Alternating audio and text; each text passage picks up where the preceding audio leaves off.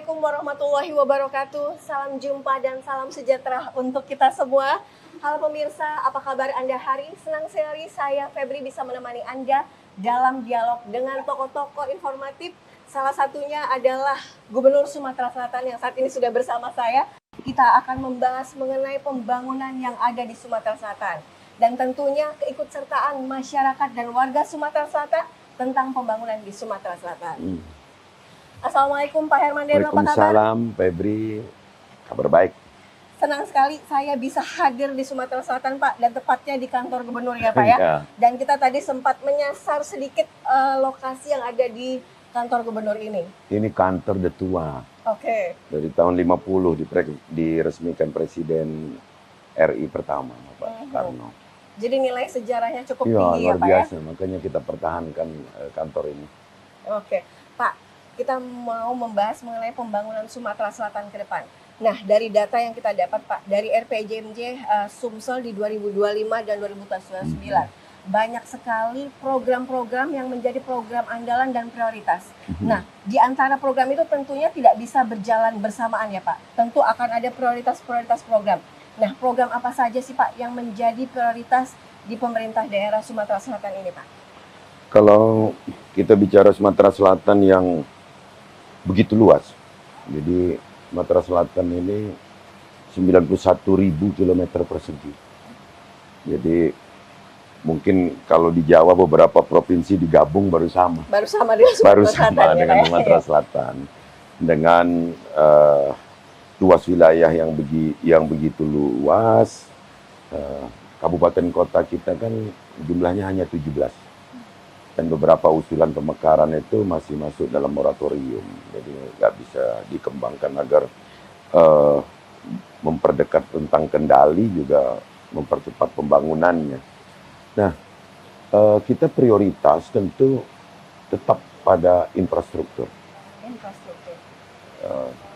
Di periode saya pertama itu kita sudah buktikan bahwa infrastruktur itu harus merata.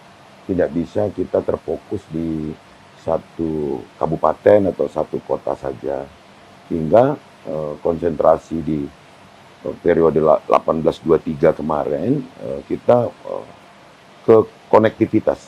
Konektivitas. Ya, jadi tidak ada lagi cerita kabupaten tertentu tidak bisa dilalui jalan darat misalnya. Tidak ada cerita itu. Untuk akses.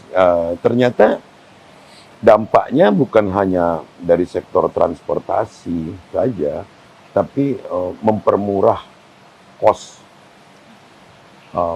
dari wilayah-wilayah produsen, misalnya pertanian, perkebunan, menuju pasar, itu petani, para pekebun tidak terbebani ongkos yang mahal.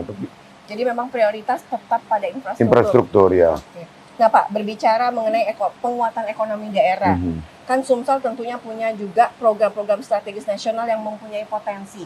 Nah, seperti apa Pak program penguatan ekonomi ini justru bisa masuk ke skala nasional, Pak? Sebenarnya jawabannya sederhana saja. Kita untuk memperkuat itu, apa yang sudah kita ceritakan dan pertanyaan Febri, kita harus punya pelabuhan. Jadi Sumatera Selatan ini provinsi luas dengan komoditas yang beragam, tapi tidak punya pelabuhan. Yang ada pelabuhan ada di sungai yang namanya Bombaru, yang draftnya hanya 6 meter dan nggak mungkin kapal besar masuk. Maka pemerintah provinsi akan berupaya untuk membangun pelabuhan samudra. Ini sedang dalam proses Tanjung Carat, tapi kan tidak sesederhana membangun terminal bis, membangun pelabuhan berskala internasional ini, karena butuh dukungan dari kementerian terkait, dalam hal ini Kementerian Perhubungan. Dan ini tentu akan lebih meningkatkan lagi produktivitas dari semua sektor.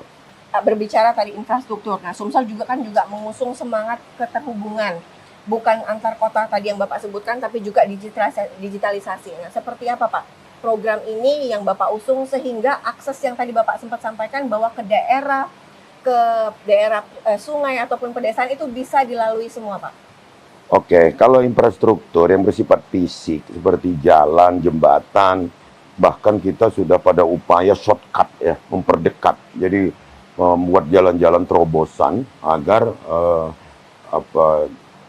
waktu tempuh dan jarak tempuh menjadi berkurang.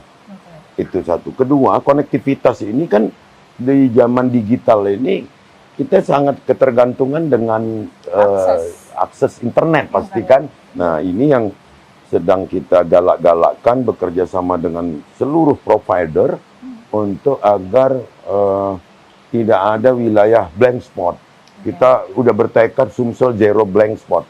Tapi kan ini nggak seperti membalikkan telapak tangan. Kita terus berupaya, ada yang mandiri dari desa itu, ada yang supportingnya dari provinsi, ada yang kabupaten, semua pihak. Jadi kita ajak terlibat, termasuk kemarin acara Iconet. Pak, berbicara generasi muda, ini kan jadi konsen utama juga ya dari pemerintah provinsi, bahwa melibatkan generasi muda dalam pembangunan ke depannya. Nah, seperti apa Pak wujud dan implementasi generasi muda itu untuk ikut serta dalam program kesinambungan yang ada di Sumatera Selatan, Pak? Nah, harapan kita dengan mempersiapkan sumber daya manusia, khususnya generasi muda yang akan berhadapan dengan Indonesia emas, bonus demografi di 2045 itu, kita nggak hanya menang jumlah.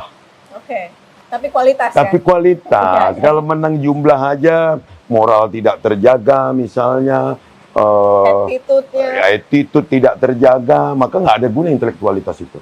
Maka ini harus ada kolaborasi. Terakhir Pak, setiap pembangunan pasti punya target, ada milestone-nya yang ingin dicapai. Nah, tapi publik juga perlu tahu Pak, adanya akuntabilitasi dan juga transparansi. Nah, seperti apa pemerintah daerah melihat kegiatan-kegiatan atau proyek-proyek yang sudah dilakukan, program yang sudah dilakukan, sehingga publik tahu bahwa apa yang sudah dilakukan oleh pemerintah Provinsi Sumatera Selatan untuk rakyat demi rakyat, Pak? Gini, dari awal saya jadi gubernur, di 2018, saya bilang, saya ingin bangun daerah ini sesuai dengan selera rakyat. Itu firm ya. Nah, maka saya sendiri ada menggolongkan dua membangun itu. Ada membangun sesuatu yang terlihat, tapi tidak terasa bagi masyarakat. Ada yang membangun, tidak semua masyarakat bisa melihat, tapi terasa. Nah, saya tetap memilih dulu opsi yang penting, meskipun ini tidak terlihat mercusuar, tapi ini terasa bagi masyarakat. Anda bisa tanya, dulu orang ke Linggau itu 11 jam. Betul. Akses yang jauh mutar. Kita shortcut, bekerja sama dengan Kementerian Kehutanan, bekerja sama dengan semua pihak. Kita shortcut. Sekarang 4 jam misalnya. Sudah akses. Jadi sudah bisa sampai ke Musirawas, lanjut ke Lubuk Linggau. Ini adalah sesuatu yang nggak semua orang lihat, tapi terasa dong. Lantas ada lagi nih, kenapa Sumsel inflasinya sangat terjaga? Inflasi itu kan psikologi tuh. Panik buying itu psikologi. Betul. Apalagi yang kemarin-kemarin sempat dialami oleh seluruh Indonesia. Maka kita ajak masyarakat untuk membuat sebuah gerakan dari 2021. Kita buat gerakan Sumsel Mandiri Pangan. Sumsel Mandiri Pangan. Kan sebenarnya penyebab inflasi itu sederhana sih. Bawang merah, cabai, telur, minyak. Sebenarnya ada semua di kita kan. Betul. Maka yang harus dijaga itu adalah psikologi masyarakat agar mereka nggak panik. Pemerintah ada dan pemerintah mengajak mereka, oh bawang tanam dong, cabai tanam aja. Pemerintah tidak menyuruh saja, tapi mempersediakan bibit, medianya. Lahannya juga ya Pak ya? Bukan lahannya, di rumah sendiri. Di rumah sendiri. Kita sediakan medianya tentu yang medianya. Ini sudah berjalan baik dan inflasi terjaga.